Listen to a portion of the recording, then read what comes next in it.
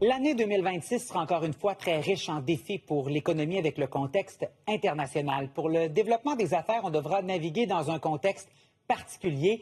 Jorge H. Mejia, qui est professeur au département d'entrepreneuriat, d'innovation et directeur de la sphère à HEC Montréal, est avec nous. Bonjour. Bonjour, Simon. Alors, je vous disais, un contexte international particulier. Disons que l'année commence en Lyon sur la scène internationale. Même si au Québec, parfois, on se sent loin de ces éléments-là, ça amène un contexte économique incertain. Absolument, absolument. Et surtout si on parle de reprenariat. Donc, savez-vous que seulement à Montréal, 52% des propriétaires se trouvent entre l'âge de 5 ans et 65 ans. Cela veut dire que d'ici les prochains 5 à 10 ans, nos commerces des quartiers risquent de disparaître. Parce qu'encore, si on regarde les entrepreneurs qui ont l'intention de reprendre, nos études qu'on fait depuis 2015 démontrent que seulement 1 sur 5 vont prendre le reprenariat comme option. Donc ça, c'est grave. Mais ça pèse sur notre économie en quelque sorte, parce que oui, on parle beaucoup de ce qui se passe macro, mais si on y va micro dans nos communautés, ça peut avoir un impact majeur. Absolument, absolument. Et c'est justement pour ça que nous, on fait des études pour démontrer ce type d'impact et pour donner aux preneurs de décisions, c'est-à-dire à nos gouvernements, mais ce n'est pas seulement les gouvernements, c'est aussi vous qui nous regardez ce matin, vous, les citoyens, les citoyennes, parce que vous avez le pouvoir de soutenir votre commerce, votre PME des quartiers. C'est quoi les solutions pour faciliter le reprenariat? Parce que la personne qui a son commerce, par exemple, depuis 50 ans, veut prendre une retraite bien méritée. Absolument. Mais s'il n'y a personne où on tente de trouver un repreneur, on va en voir disparaître et le nombre va être important, là. Alors, là, il faut faire plusieurs efforts à plusieurs niveaux.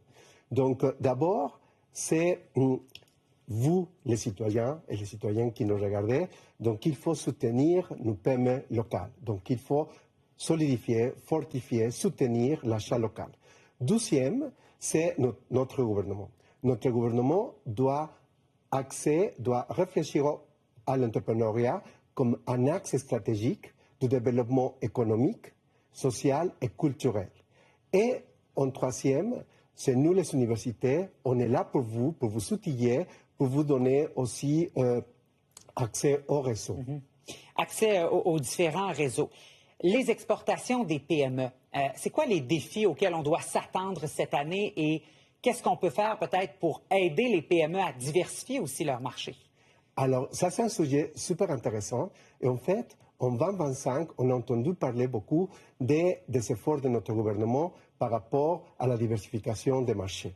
Donc, on a fait beaucoup d'efforts par rapport à ça. Mais, savez-vous, Simon, que uniquement 15% des PME au Canada sont des PME exportatrices?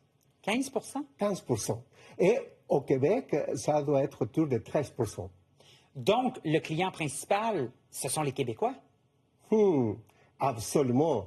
Donc, ici, il faut faire des actions, pas seulement au niveau des marchés internationaux, mais aussi au niveau du développement des chaînes d'approvisionnement.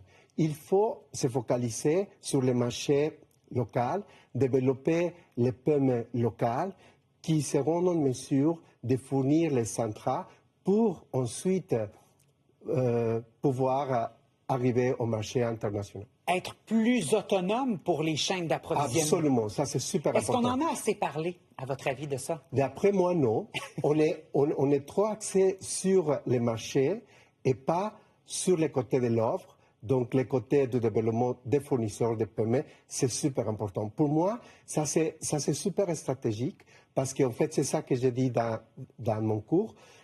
Ce qui est super important, c'est de bien réfléchir. C'est quoi les secteurs stratégiques dont on a besoin, pas seulement au Québec, mais au Canada. Et faire des complémentarités pour identifier les trous dans nos chaînes d'approvisionnement et ensuite développer nos PME d'ici. Ça fait réfléchir avec ce contexte international. Merci beaucoup d'être passé nous voir et bonne année. Merci beaucoup. Bonne année à vous aussi.